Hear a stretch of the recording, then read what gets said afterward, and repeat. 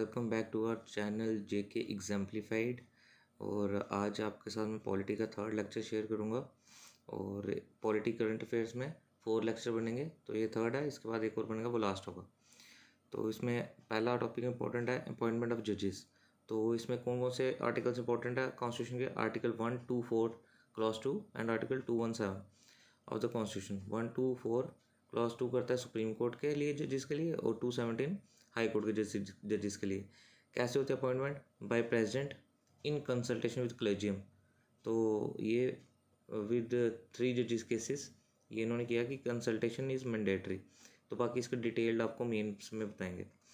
Okay. और second important क्या है? आर्टिकल 233 एंड आर्टिकल 234 जो कि कॉन्स्टिट्यूशन के डील करते हैं अपॉइंटमेंट ऑफ डिस्ट्रिक्ट जजेस and place it in the domain of states. कैसे होती है? स्टेट पब्लिक सर्विस कमीशन और हाई कोर्ट मिलके ये करते हैं इनको सिलेक्ट। अब हमारा सेकंड टॉपिक है इलेक्शन लॉज अमेंडमेंट बिल। ठीक है, तो ये इसमें क्या है? The bill amends the representation people act 1950 and the representation of the people act 1951 to implement certain electoral reforms. वो रिफॉर्म्स क्या है जो इंपॉर्टेंट है वो बताता हूँ। First, linking electoral data with Aadhaar. ठीक है, तो ये आधार के साथ लिंक करने के लिए इन्होंने बोला है, पर मैंडेटरी नहीं है। ठीक है, अगर किसी के पास आधार नहीं है तो वो कोई और डॉक्यूमेंट शो करके भी अपने लिंक कर सकता है इलेक्टोरल रोल को। ठीक है। सेकंड क्या है? Qualifying date for enrolment in electoral roll. पहले होता था सिर्फ 1 जनवरी, अब इन्होंने कर दिए 4। कौन कौन सी? 1 जैन, 1 अप्रैल, 1 जुलाई, 1 अक्टूबर। ठीक है। फोर्थ क्या है? Gender neutral provisions. तो अब ये जेंडर न्यूट्रल प्रोविजन क्या? वाइफ जो वर्ड था वो रिप्लेस कर दिया स्पाउस से। स्पाउस में दोनों आते हैं, वाइफ भी और हस्बैंड भी। अच्छा, इसके अलावा क्या इंपॉर्टेंट है? आर्टिकल 324 से लेके 329 पार्ट 15 में करते हैं इलेक्शंस के रिलेटेड है। ठीक है। इसके अलावा क्या इंपॉर्टेंट है? इलेक्शन कमीशन ने रिसेंटली इलेक्शन एक्सपेंडिचर इंक्रीज कर दिया। लोकसभा कॉन्स्टिट्यूंसी का कहाँ पहले 70 लाख थे, अब कर दिया 95 लाख बिग स्टेट्स के लिए। ठीक है। और छोटी स्टेट्स में 54 लाख था पहले, अब कर दिया 75। ठीक है। और स्टेट लेजिस्लेटिव असेंबली के लिए पहले था 28 लाख, अब कर दिया 40 लाख बड़ी के लिए, और छोटी के लिए 20 लाख से 28 लाख। ठीक है, ये इंपॉर्टेंट है। ओके। एंटी डिफेक्शन लॉ, ये क्यों न्यूज़ में है? क्योंकि the Calcutta high court has given West Bengal assembly speaker a deadline to pass an order in the defection case. तो इसमें इंपॉर्टेंट है 52nd constitution amendment and 10th schedule में है ये एंटी डिफेक्शन लॉ। ये बड़ा इंपॉर्टेंट है। तो इसमें काफ़ी सारी प्रोविजन है। कौन डिसाइड करता है? स्पीकर डिसाइड करता है, और लड़ाई हुई है, तो इसको अच्छी तरह कर लेना। ठीक है। कौन एंटी डिफेक्शन डिसाइड करता है? वो है अपना स्पीकर। फिर नॉमिनेटेड मेंबर्स के लिए क्या प्रोविजंस है, इलेक्टेड मेंबर्स के लिए क्या प्रोविजंस है, वो सब कुछ देख लेना। फिर आ गया इलेक्टोरल बॉन्ड्स। ठीक है। And interest free electoral bonds की डेफिनेशन क्या है? An interest free financial instrument for making anonymous donations to political parties resembles a promissory notes. ठीक है। तो ये क्या होता है कि इलेक्टोरल बॉन्ड होता है, वो एक पेपर टाइप ही होगा, बैंक इशू करेंगे, तो जिसके पास होगा वो इसमें इससे पैसे निकाल सकता है, अपने अकाउंट में ट्रांसफर कर सकता है, कुछ भी कर सकते हैं। ठीक है। सेकंड पॉइंट क्या है? सिटीजन और body incorporated in India can purchase it. Important line है, ये देख लेना। थर्ड, यूनियन बजट 2017-18 ने इंट्रोड्यूस किया था इसको। इसके अलावा क्या क्या इंपॉर्टेंट पॉइंट्स है? इलेक्ट्रल बॉन्ड्स क्या क्या किस किस डिनोमिनेशन में आएगा? 1000 की, 10,000 की, 1 लाख की, 1 मिलियन की और 10 मिलियन की। ठीक है। कहाँ पे मिलेगा? सिलेक्टेड SBI ब्रांचेस में। और 10 डेज़ के लिए विंडो खुलेगी, जनवरी, अप्रैल, जुलाई और अक्टूबर में 4। और 15 डेज ऑफ इशुएंस के अंदर रिडीमेबल करना पड़ेगा registered account of political parties में, किसी और अकाउंट में नहीं कर सकते। और लास्ट क्या है? पॉलिटिकल पार्टीज कौन सी एलिजिबल हैं इसके लिए? जिनके पास लास्ट इलेक्शन में 1% वोट्स मिले थे और रजिस्टर्ड हुए हैं अंडर रिप्रेजेंटेशन पीपल एक्ट 1951। इसके अलावा क्या इंपॉर्टेंट है? VVPAT, ये एक मशीन होती है, voters verifiable paper audit trial.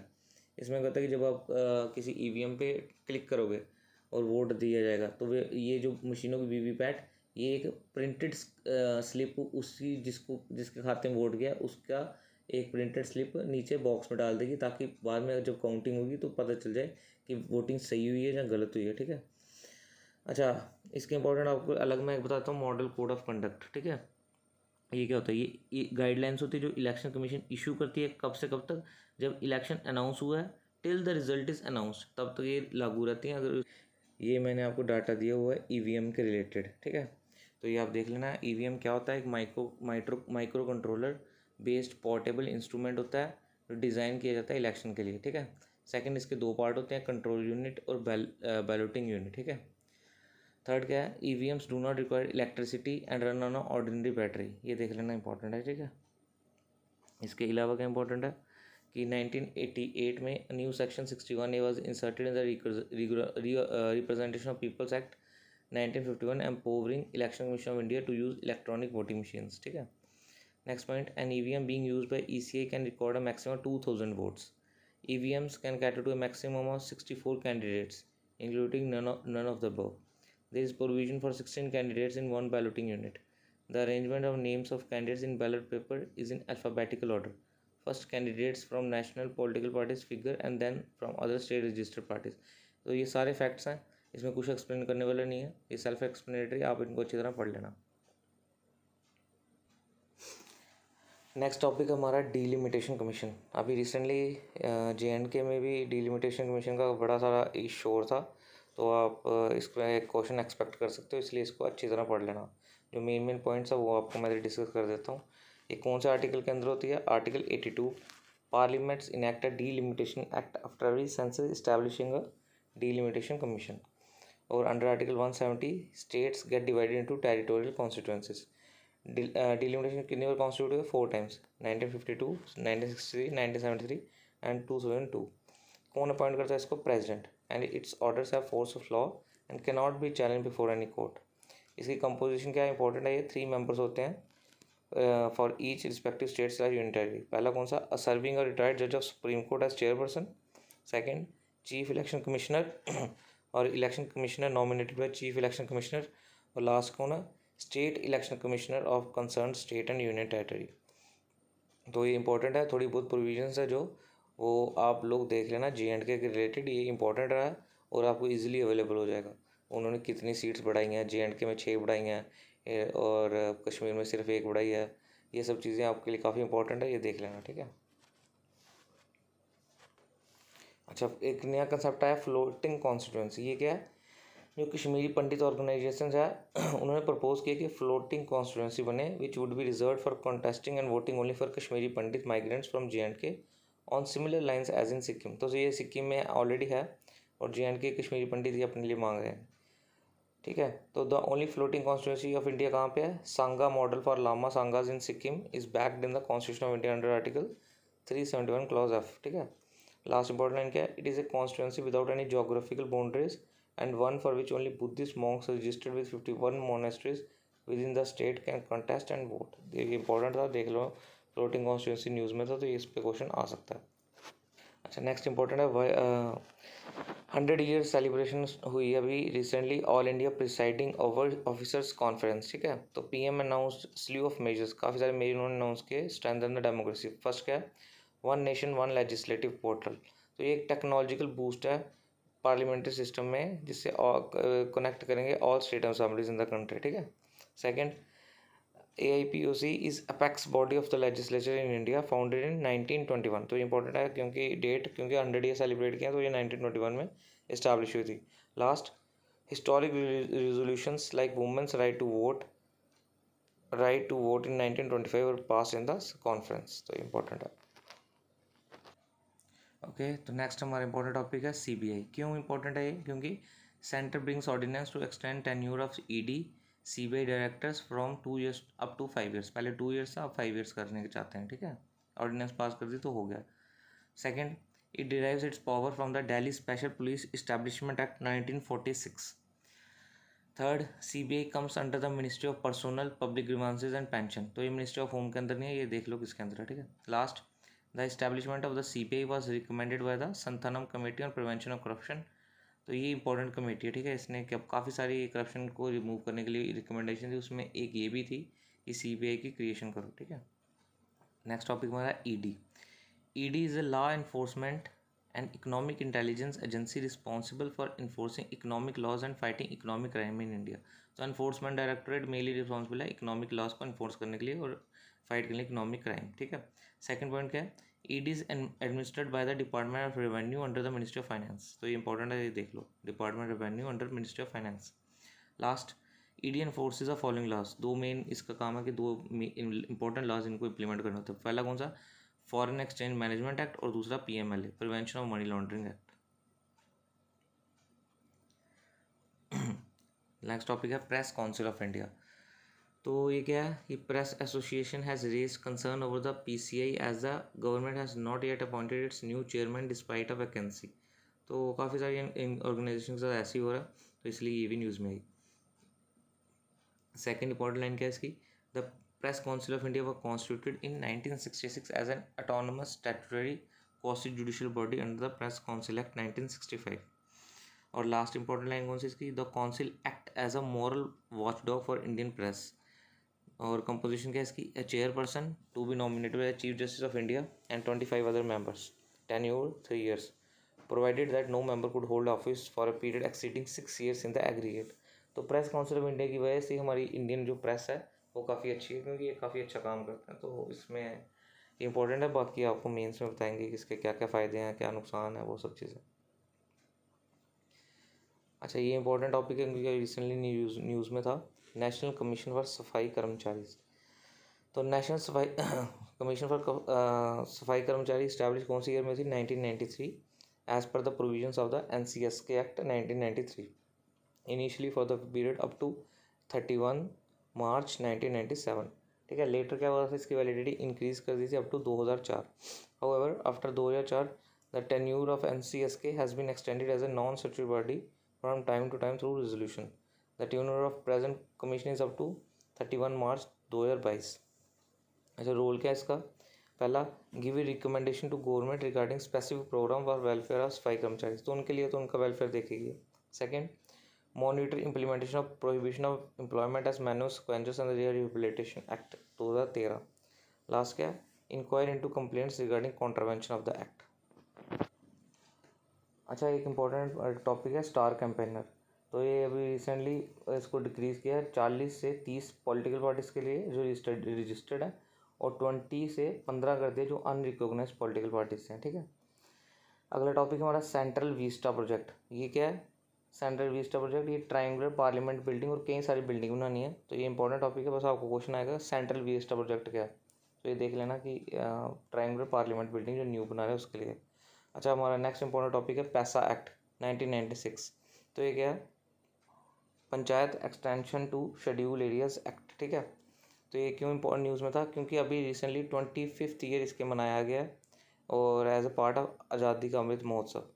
आज़ादी का अमृत महोत्सव पता ही होगा, 2022 को 75 ईयर्स ऑफ इंडिपेंडेंस हो गया। ठीक है, आर्टिकल 243M ये इंपॉर्टेंट है, exams the fifth schedule areas from part 9 provision of Panchayati Raj of the constitution. ठीक है, बट पार्लियामेंट है जो एम्पावर्ड है इसकी प्रोविजन एक्सटेंड करने के लिए schedule tribe and scheduled and tribal areas by law without it being considered as an amendment to the constitution. ठीक है, तो किसकी रिकमेंडेशन के बेस पे हो सही है, Dilip Singh Bhuria committee. PESA act was enacted 1996 for tribal empowerment and to bring them into main stream.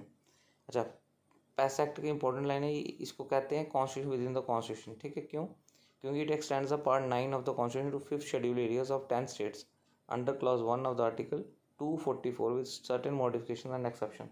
तो ये जितने मैंने आर्टिकल वगैरह बताए हैं ये सारे ध्यान में रखना, और इसका क्या स्पेशल नेम है ये भी याद रखना। ठीक है, तो state government to devolve authority to gram sabha and panchayat इसके अंदर, पैसा एक्ट के अंदर। ठीक है, तो ये किसके अंदर है, मिनिस्ट्री ऑफ पंचायती राज, और इसकी नोडल मिनिस्ट्री है। और बाकी इसकी और ज़्यादा प्रोविजंस अगर आपने देखी होगी, क्योंकि इंपॉर्टेंट टॉपिक है, तो आप हमारे पॉलिटी क्रैश कोर्स में देख सकते हो।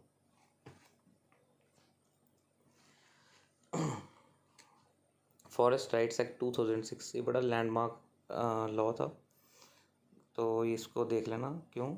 The act recognizes and vests the forest rights and occupation in forest land in forest dwelling scheduled tribes and other traditional forest dwellers who have been residing in such forest for generation but whose right could not be recorded। ठीक है, तो कौन authority इसकी, gram sabha is the authority to initiate process for determining the nature and extent of individual forest rights और community forest rights और both that may be given to FDST and OTFT। तो इसमें क्या क्या राइट्स दिए जाते हैं, टाइटल राइट्स 4 हेक्टेयर के लैंड तक। ठीक है, और use rights minor forest produce का, फिर और relief and development rights, forest management rights, knowledge rights, ये सब मिलके ग्राम सभा के साथ साथ ये सारा मैनेज करते हैं। ठीक है, रेस्ट इसका और ज़्यादा इंपॉर्टेंस हम आप क्रैश कोर्स के हमारे पॉलिटी क्रैश कोर्स में देख सकते हो। अच्छा, ये इंपॉर्टेंट लाइन है, Parliament has passed Central Universities Amendment Act 2021. क्यों? That seeks to amend Central Universities Act 2009 to provide for the establishment of university in the name of Sindhu central university in the union territory of Ladakh. तो लद्दाख हमसे divide हुआ, तो ये काफ़ी important है। अच्छा, juvenile justice care and protection of children amendment act आया था अभी, तो इसने क्या क्या चेंजेस लाए हैं? अडॉप्शन, ठीक है, पहला किसमें लाया? अडॉप्शन में। तो ये डीएम और ADM can issue adoption orders. तो इंपॉर्टेंट प्रोविजंस है, मैं वही आपसे डिस्कस कर रहा हूँ, ठीक है। पहले वाले में अपील नहीं होती थी, बट अब अपील होगी बिफोर डिविजनल कमिश्नर, ठीक है। सीरियस ऑफेंसेस में जो बच्चा होगा उसको एडल्ट की तरह ट्रीट किया जा सकता है। और इसमें डेजिग्नेटेड कोर्ट्स दिए जाएंगे चिल्ड्रन को, चिल्ड्रंस के लिए जब उनके केसेस वगैरह आएंगे। ऑफेंसेस अगेंस्ट चिल्ड्रन, इसको और ज़्यादा पनिशमेंट स्ट्रिक्ट कर दिया, ठीक है। और इसको जो इनका ऑफेंस होगा वो नॉन कॉग्नाइजेबल है, नॉन बेलेबल कर दिया। तो चाइल्ड वेलफेयर कमेटी बनाएंगे ताकि चाइल्ड की अच्छी ग्रोथ हो सके, और वो अगर उनके पास उनके अगेंस्ट कोई क्राइम वगैरह भी हुआ तो उसमें अच्छी उनकी प्रोटेक्शन और अच्छी सुनवाई हो। तो ये इंपॉर्टेंट है, ठीक है। Next, cable television network amendment rules 2021। तो इसमें क्या है? 3 लेवल ग्रीवांस रिड्रेसल मैकेनिज्म। और भी काफ़ी सारी इंपॉर्टेंट चीज़ें, पर ये ज़्यादा इंपॉर्टेंट है, तो इसलिए आपके साथ मैं ये डिस्कस कर रहा हूँ। 3 लेवल ग्रीवांस रिड्रेसल मैकेनिज्म, ताकि केबल जितने भी चैनल के हार्मफुल या वायलेंट कंटेंट आता है तो उसका आप कंप्लेन कर सको और आपको अच्छी तरह रिड्रेसल मिल सके। अगला टॉपिक हमारा ड्राफ्ट सिनेमेटोग्राफ अमेंडमेंट बिल 2021, ठीक है। इसमें क्या इंपॉर्टेंट है? It aims to make the process of certifying films for theatrical releases more effective, ठीक है, in view of the changing times and to कव द मीनास ऑफ प्राइवेसी। तो आपको पता है हर मूवी आजकल पायरेटेड होकर आ जाती है पहले, तो काफ़ी सारा नुकसान होता है और देश को बुरा नाम भी मिलता है, इसलिए इन्होंने ये लॉ थोड़ा लाया ताकि ये कर्व कर सकें।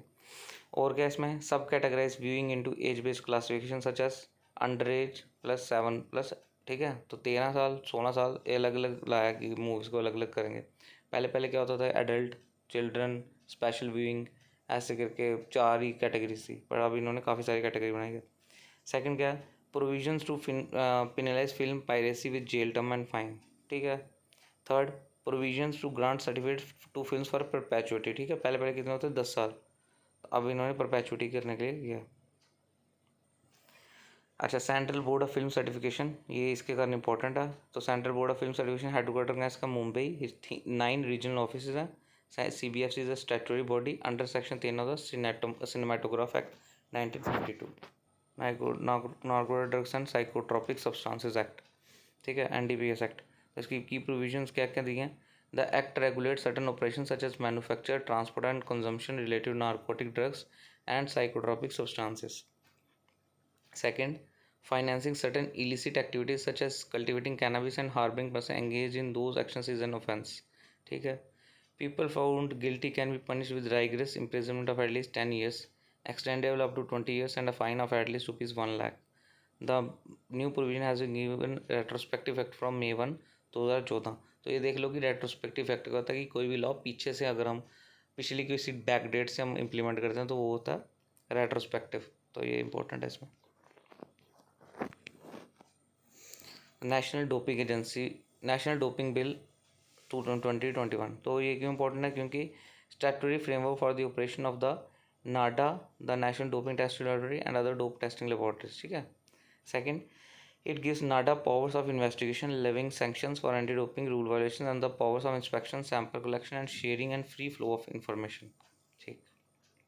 Third, NADA earlier had no authority to conduct raids, ठीक है, तो अब ये रेड्स कंडक्ट कर सकते हैं। Establish a national board for anti-doping in sport to be made up of chairperson and 2 other members to be appointed by the central government. कौन appoint करेगा? Central government. Last, the account and audit of the board, the agency and the NDTL will be done by the CAG of India, ठीक। ये क्यों हुआ था? कि recently थोड़ी देर पहले इंडिया को जो वाडा वर्ल्ड एंटी डोपिंग एजेंसी, उन्होंने इनको डीसर्टिफाई कर दिया था, ठीक है। तो अब वापस इनको सर्टिफिकेशन मिल गई है और ये सब चीज़ें ला रहे हैं ताकि इनके पास टीथ मिल जाएँ इन्फोर्स करने के लिए एंटी डोपिंग रूल्स।